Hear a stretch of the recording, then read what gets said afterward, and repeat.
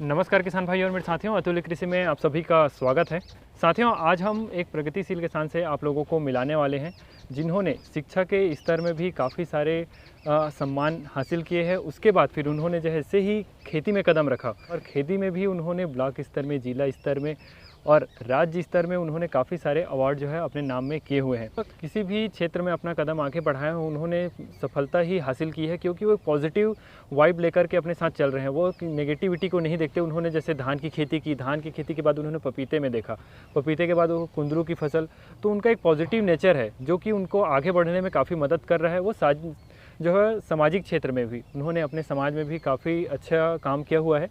उसके बाद फिर शिक्षा के क्षेत्र में मैंने जैसे कि बताया, तो ये मल्टी लेयर फार्मिंग, जैसे कि आप जानते हैं कि मल्टी लेयर में ज़मीन का पर्याप्त उपयोग होता है, तो उस तरह से यहाँ पर मल्टी लेयर भी फार्मिंग की हुई है। और मेड़ में भी आप देखेंगे पर्याप्त रूप से उन्होंने मुनगा जो है और गेंदा इस तरह से लगा कर रखा है। तो इससे काफ़ी कुछ देखने सीखने मिलेगा। वीडियो में आप बने रहिए, वीडियो को पूरा ज़रूर देखिए। वीडियो थोड़ा सा लंबा हो सकता है क्योंकि हम उनके फार्म को पूरा विजिट कराएंगे। तो बने रहिए हमारे साथ वीडियो में। चलिए वीडियो में आगे बढ़ते हैं।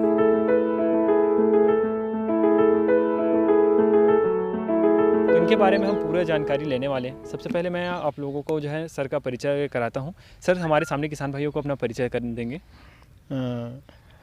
मेरा नाम बद्री प्रसाद पारकर, निवासी ग्राम मालूद बेलौदी, विकास खंड दुर्ग, जिला दुर्ग, छत्तीसगढ़ का निवासी हूँ।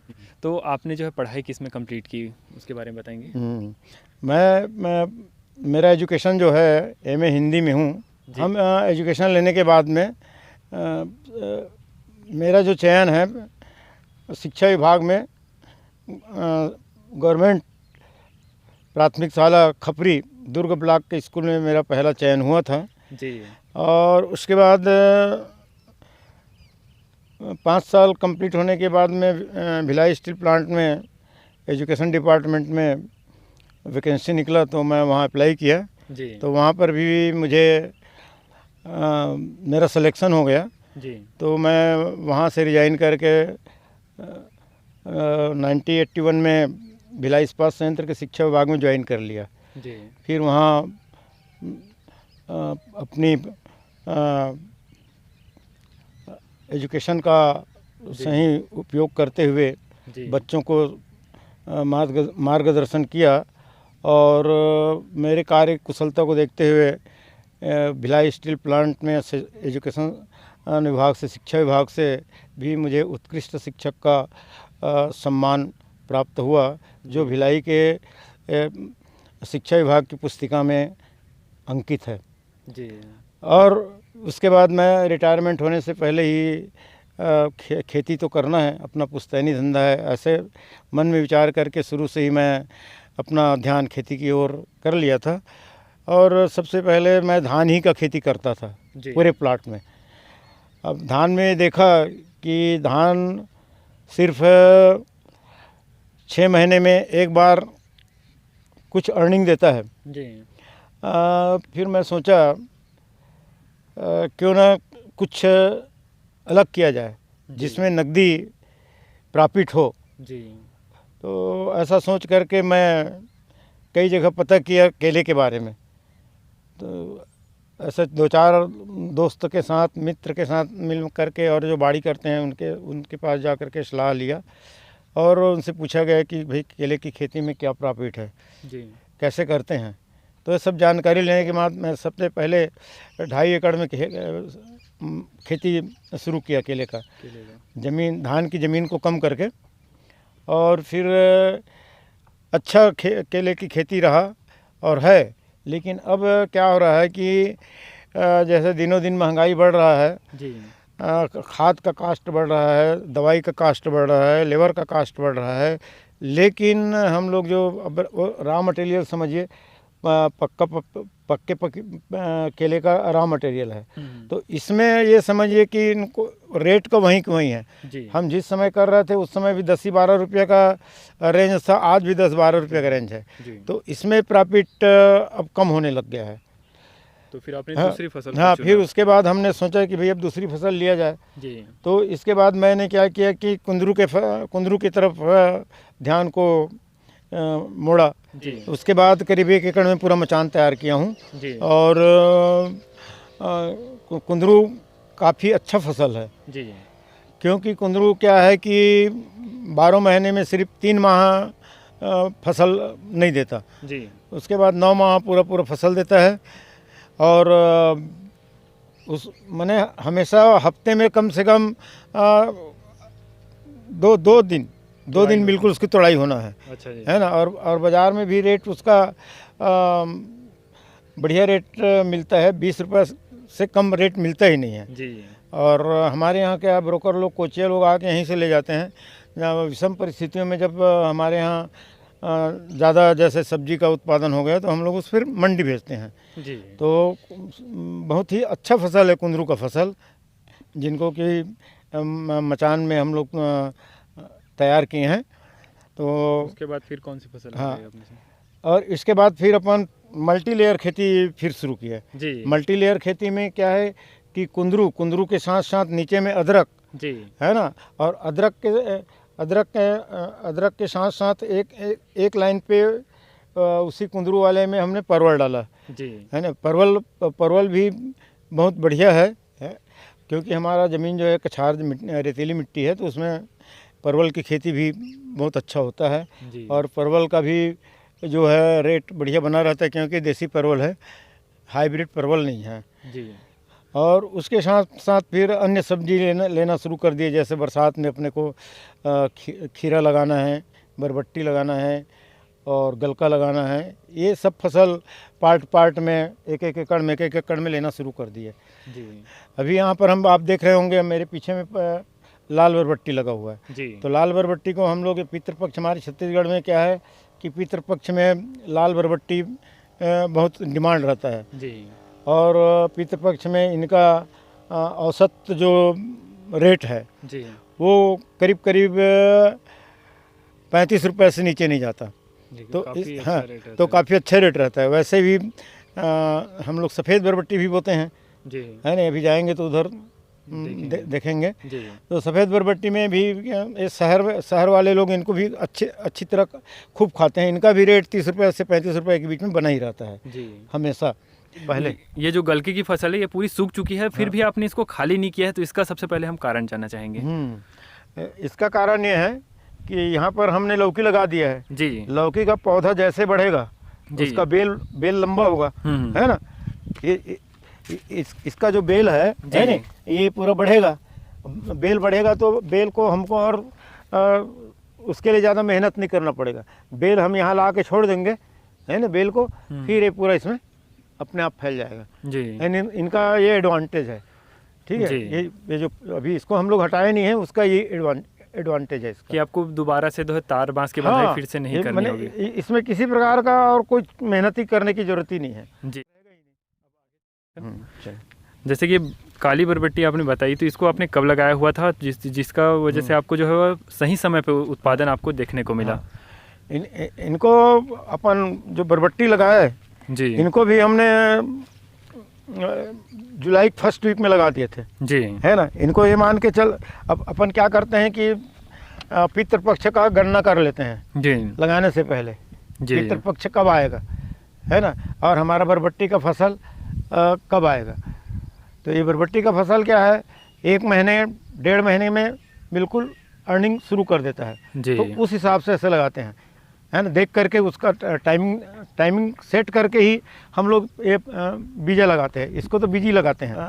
ये बताना चाहूँगा किसान साथियों को, हमने अपने खेत में कहीं भी है ना खाली जगह नहीं छोड़ा है जी, कहीं पर भी।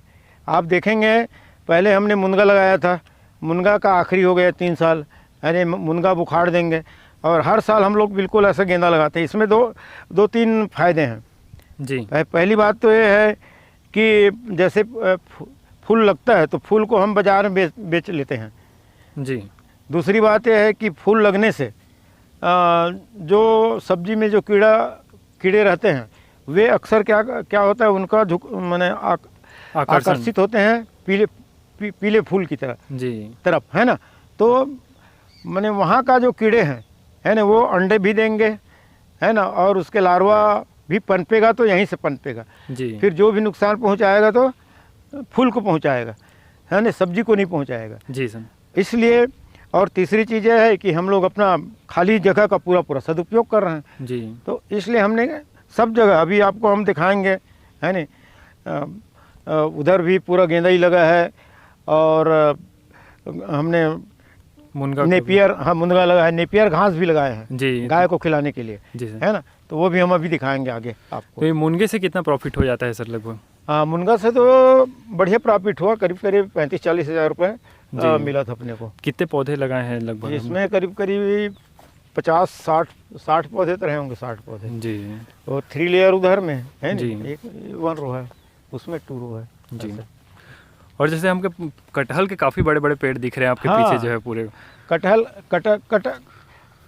मेरे पास एक ऐसा कटहल का पेड़ है, एक ही जी। पेड़ है जी जो जस्ट दिवाली मनाने के बाद, जी। है ना, हम लोग उसका ये शुरू कर देते हैं फल को काटने का जी। और मार्केट में निकालने का। तो उस समय 40 रुपये से नीचे रेट नहीं रहता जी। कटहल। एक ही पेड़ है ऐसा, जी। तो एक ही पेड़ ऐसा पेड़ है जो मेरे यहाँ 12 पेड़ है कटहल का। जी। तो एक पेड़ प्लस 11 इक्वल 11 है ना, 1 इक्वल 11 ऐसा, मतलब एक जो है वो पूरा 11 पे भारी है। हाँ 11 भी भारी है जी। तो इनमें फसल, इनका फसल कब आता है? मार्च अप्रैल में आता है जी। है नहीं, मार्च अप्रैल में। तो मार्च अप्रैल में क्या हो जाता है, सबका फसल एक साथ आता है जी। तो वही 15 रुपये, अधिक से अधिक 20 रुपये, जी। तो वहाँ तक के रेट रहता है।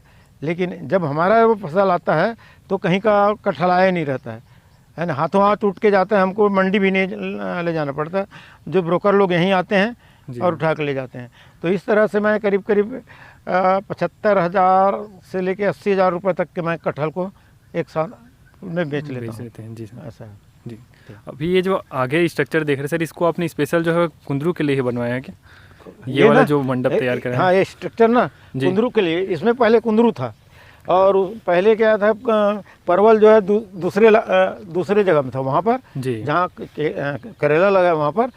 तो इनको ये जो दिख रहा है ना, ये परवल एक एक बीच में है ना। तो अभी क्या किया है, हमने पूरा कटिंग करवा दिया इनको, जी, है ना, परवल वाली लाइन को, जी, है ना। इधर इधर देखिए, इधर अच्छा दिखेगा आपको, ये है ना, ये परवल की जी, लाइन जी, है ना। तो इसमें क्या है, बीच का लाइन अभी हम लोग कुंदरू का रखे हैं, जी, है ना, परवल को काट दिए हैं सर पूरा ऐसे, है। हाँ, तो इस टाइप के अब ये पूरा प्लाट हम लोग पूरा इसमें परवल की खेती करेंगे। अच्छा, वो कुंदरू को हटा देंगे। हाँ, कुंदरू को हटा देंगे। और अदरक का भी पौधा लगाया हुआ है सर आपने बीच में? हाँ, अदरक है ना, अदरक भी है ना जी, आइए वहाँ से देखेंगे उसको।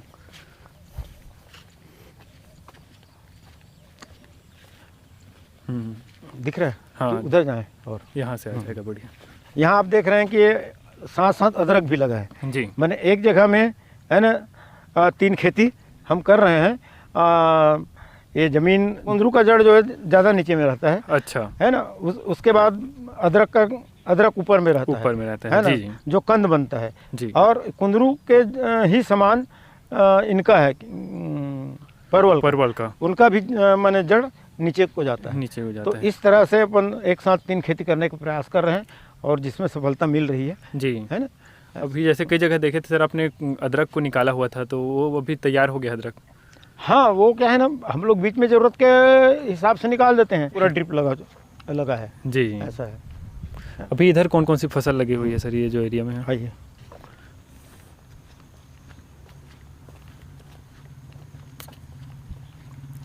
ये यहाँ पर भी हमने एक साथ 2 फसल लेने का प्रयास किया है, जी, है ना। ये कुंदरू लगाया है, पिछले साल लगाए थे कुंदरू, है ना। अभी बरसात में हमने क्या किया, इसमें बरबट्टी लगाया है, जी, ये सफ़ेद बरबट्टी। वहाँ आप देखा है वो लाल बरबट्टी है ना, जी, और ये सफ़ेद बरबट्टी यहाँ लगा है, ये पूरा। अभी अब क्या होगा, ये कुंदरू के कटिन होते होते इसका भी कटिन लायक हो जाएगा तो कर देंगे। जी, फिर उसके बाद हम लोग सोचे हैं कि इसमें दूसरा फसल डालेंगे। जी, इस लाइन पे हमने सोचा है कि लौकी डालेंगे, जी, लौकी। और ये क्या है, ये पूरा कट जाएगा। जी, अभी ये समझ जाओ अक्टूबर लास्ट वीक में इसका पूरी कटाई हो जाएगी, जी, ये पूरी कटाई हो जाएगी। तो इसका जो बेल निकलते तक के, है ना, और अभी तो 1 महीना है, 1 महीना से ज़्यादा है, तो तब तक के लौकी का पौधा ऊपर आ जाएगा। अच्छा जी, है नहीं, लौकी का पौधा जैसे ऊपर आया तो फिर ये समझिए इनके फल फूल आते तक के लौकी फल आ करके झड़ जाएगा। उसके बाद फिर कुंदरू शुरू हो जाएगा। उसके बाद एक कुंदरू शुरू हो जाएगा जी, है ना। ऐसा ये पूरा हमने ये करके रखा है, प्लानिंग करके। तो ये आपका पूरा समय मैनेजमेंट का कमाल है जो बोला जाए है ना। अभी इसमें यहाँ पर आप देख रहे हैं, है ना जी, यहाँ पर पहले लौकी लगाए थे जी, इसमें लौकी भी अधिक बरसात के कारण नहीं चला जाता जी, जैसे वहाँ गलका का दिखाया है ना। उसके बाद हम लोग इसको लौकी के पूरा काट दिए, है ना, नीचे से, और काटने के बाद फिर हमने इसमें खीरा का फसल ले रहे हैं जी, जो बिल्कुल अब तब अर्निंग में, है ना जी, फल निकलने वाला है ना। ये देखिए फल, हाँ फल है पूरा जी, ये है ये पूरा, ये बिल्कुल 8 दिन में, है ना। ये जो 2 बेज देख रहे हैं इसका आपने पूरा कटाई कर दिया है, वो वाला भी कटाई नहीं किए, तो इसका कारण? नहीं, उसका ये है, इनमें अपने को क्या है, गेंदा का पौधा रोपना था। अच्छा, है नहीं, और अभी भी इसको क्या है, जब जैसे मजदूर खाली होगा ना, हाँ, और इसको पूरा भी कटवा देंगे पूरा। अच्छा जी, इसको तो उखाड़ना भी है ना जी, पूरा जड़ से तो उखाड़ना है। तो ये जो मुनगे की फसल होती है 3 साल में कंप्लीट हो जाती है। हाँ, ये जो G9 है ना जी, अच्छा G9 जो वैरायटी है, हाँ, तो ये सब इससे 3 साल में हाँ खत्म हो जाता है। पहले साल और दूसरा साल ये ठीक चलता है, तीसरा साल में बहुत कम हो जाता है। बहुत स्वादिष्ट मुनगा है ये जी, है नहीं, और इसकी लंबाई मैं समझता हूँ 3 फीट से हाईएस्ट 3 फीट 3.5 फीट तक के रहता है जी, और गुदा पूरा भरा वाला जी, हाँ पूरा। अगर इसमें जैसे किसान भाई अगर मेड़ में लगाते हैं तो एक अलग से इनकम जो है जनरेट करते हैं। हाँ, मैंने वो तो किसान सोचे ना जी, जी, कोई भी किसान सोचे कि भाई मेरा इतना चौड़ा जगह खाली नहीं होना चाहिए, ट्रैक्टर चलने के लायक हम लोग जगह इसको रखें। जी, जैसे ट्रैक्टर आएगा जाएगा तो इसमें ना गेंदे में परेशानी होगा ना मुनगा में परेशानी होगा जी, है ना, आराम से पूरा निकल जाएगा ट्रैक्टर जो है, ऐसा है। अभी हम आगे धान की फसल में आ चुके हैं, तो ये कौन सी वैरायटी अभी यहाँ पर लगा के रखी धान की जो? हाँ, ये धान है अपना हाइब्रिड 6444 जी, है ना। और इसको भी मैं ना पूर्ण रूप से रासायनिक विधि से नहीं करता। इसमें आधे 50% रासायनिक है और 50% जो है ऑर्गेनिक और है ना केमिकल है जी, हाँ मिक्स है ना। तो ये अभी आप देख रहे हैं इसको जी, है ना। और ये मैं इस धान को जी 1 एकड़ में 32-33 क्विंटल धान लेता हूँ उसका। अच्छा, हाँ, एक एकड़ में जी, है ना। और इसका बाल देख लो, है ना, और इसका धान देख लो, है ना, ऐसा है। तो एक काफ़ी ज़्यादा इसका प्रोडक्शन होता है। बहुत ज़्यादा अच्छा। मैं हर साल इसी को लगाता हूँ जी अभी पूरा। और वो दूसरे तरफ देख रहे हो, दूसरे का खेत है कि आप ही का खेत है? जो डाउन आम झाड़ के उस पार दूसरे का है जी, है नहीं। हाँ, ये पूरा वही 64-44 धान है पूरा ये। तो इसमें आप जो है जैविक में क्या क्या चीज़ें डालते हैं उसके बारे में? इसमें जैविक में मैं वर्मी कंपोस्ट डाला हूँ जी, जैविक में वर्मी कंपोस्ट ही डाला हूँ पूरा जी इसमें।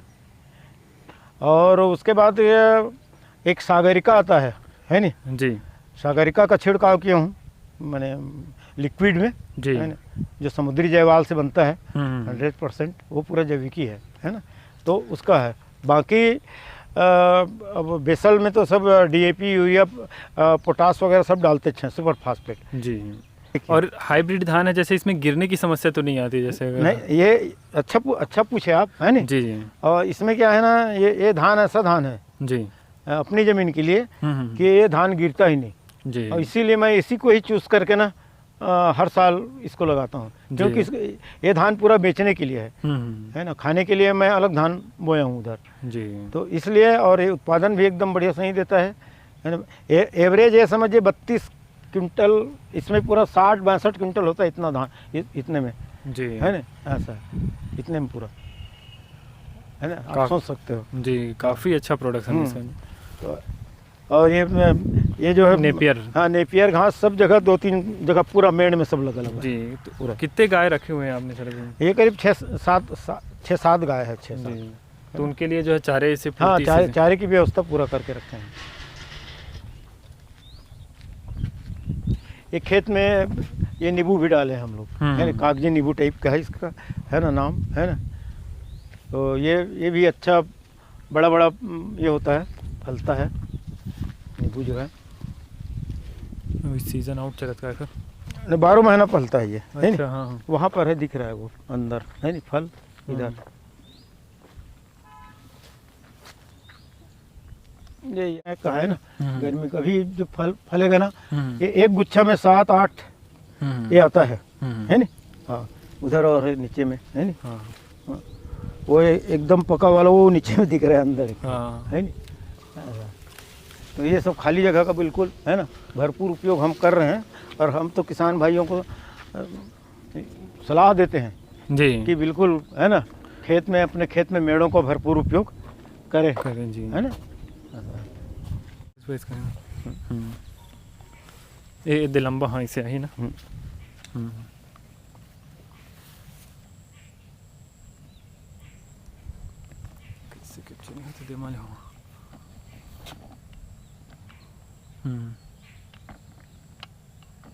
थोड़ा ऊपर उठा तो लो। हाँ,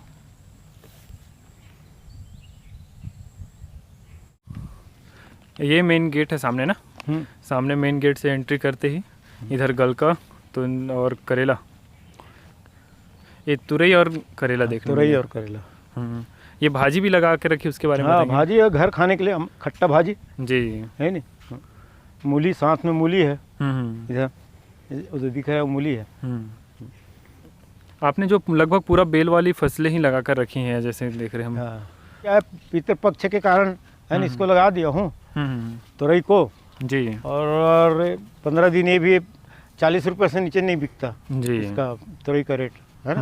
हाँ, अभी एक दिन के गैप में तोड़ना पड़ता है, इतने में कहीं नहीं 2-4 किलो तक के निकल जाता है। अच्छा, छोटे से एरिया में से बिल्कुल। ये तो 1 लाइन 2 लाइन और 3 लाइन पर हैं। जो टब रखे हुए हैं, टब के ऊपर आपने लाइट लगा कर रखा है, तो इसका कारण हम जानना चाहेंगे, इसको भी बताएंगे थोड़ा सा। इसको कहते हैं प्रकाश प्रपंच, जी, है ना।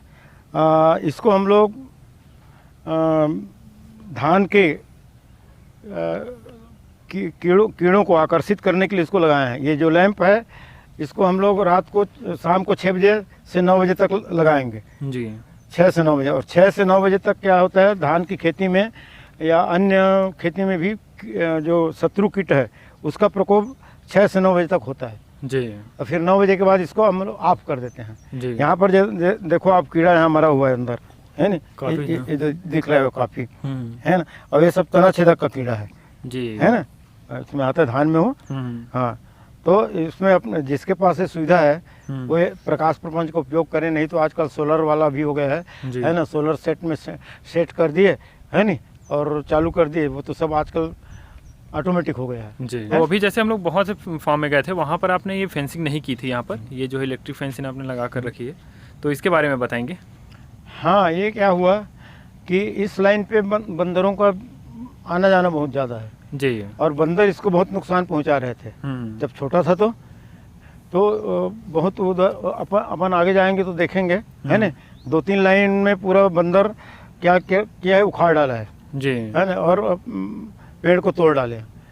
तो फिर हमने क्या किया कि अब कैसे किया जाए, है ना। अब कई लोग को इसके बारे में बताए, सोलर फेंसिंग। हाँ, सोलर फेंसिंग के बारे में जी जी। तो इसको मैं ला के लगाया हूँ, तब से बंदर अंदर नहीं घुस रहे हैं जी, है ना। बंदरों से पूरा रखते हैं, नहीं तो मैं इतने साल की खेती ऐसा है, जैसे कई पेड़ों में अच्छा फल आना अच्छा शुरू हो गया, फल दिख रहा है जी, है ना, जैसे वहाँ पर है ना दिख रहा है ना। हाँ, आगे आगे। तो साथियों, जैसे कि आपने पूरा सर का फॉर्म घूमा, यहाँ पर आप लोगों ने देखा कि सर ने काफ़ी तरीके से प्रत्येक एक छोटी छोटी जगह का जो है काफ़ी अच्छे तरीके से जो है इन्होंने यूटिलाइजेशन किया हुआ है और खेती को भी अब ये काफ़ी अच्छे तरीके से आगे करते हुए आ रहे हैं। तो अभी सर, आप सामने किसान भाई जो देख रहे हैं, जो खेती अभी कर रहे हैं, उनसे आप कुछ कहना चाहेंगे, या फिर जो किसान भाई नए जो युवा हैं खेती में आना चाहते हैं, उनके लिए भी कुछ कहिए, और साथ ही उनके लिए भी कहिए जो खेती से दूर हटते जा रहे हैं। बहुत से किसान भाई हताश होकर के खेती से कदम पीछे लेते जा रहे हैं, तो उनको आप सामने कुछ कहना चाहेंगे तो? सबसे पहली बात तो किसान भाइयों को मैं ये कहना चाहूँगा, खेती लाभ की खेती है। यदि आप सही समय पर जी सही वक्त का चुनाव करके जुताई, बुआई, खाद, जी दवाई, इन चीज़ों को ध्यान देकर आप करेंगे तो खेती बराबर फ़ायदे की खेती रहेगी और किसी प्रकार का नुकसान नहीं होगा।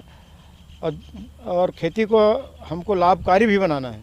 लाभकारी खेती कैसे बनेगी? अब हमको जैविक खेती की तरफ बढ़ना पड़ेगा। रासायनिक खेती को छोड़ करके जैविक खेती की तरफ जाना पड़ेगा। वैसे तो किसानों का जो जीवन है संघर्ष भरा जीवन है। उनको 24 घंटे काम करते रहना है। और ये एक तरह से कहा जाए तो एक जैसे जुए में दांव लगाते हैं वैसे दांव लगाने वाले। कभी प्रकृति मारता है, कभी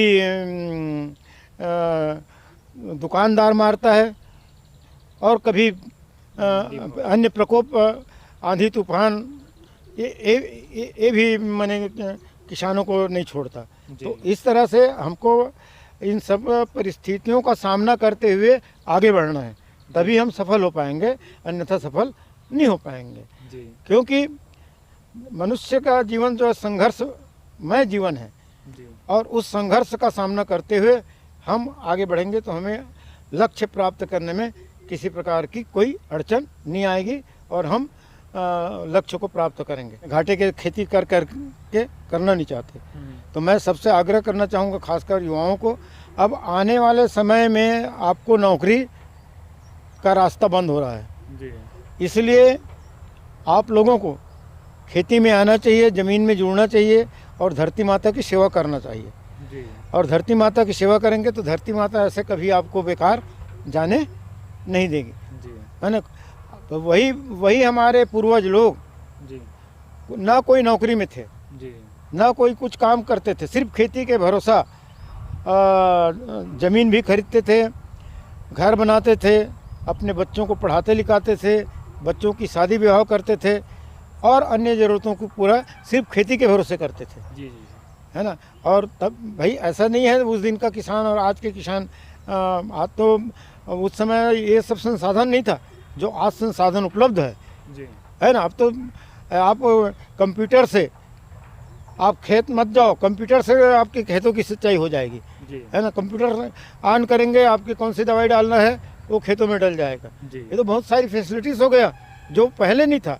उसके बाद भी पुराने जमाने हमारे पूर्वज लोग खेती किए हैं और वो खेती का मुकाम में ला के हम लोगों को छोड़े हैं। उसी की बदौलत आज हम खेती कर रहे हैं।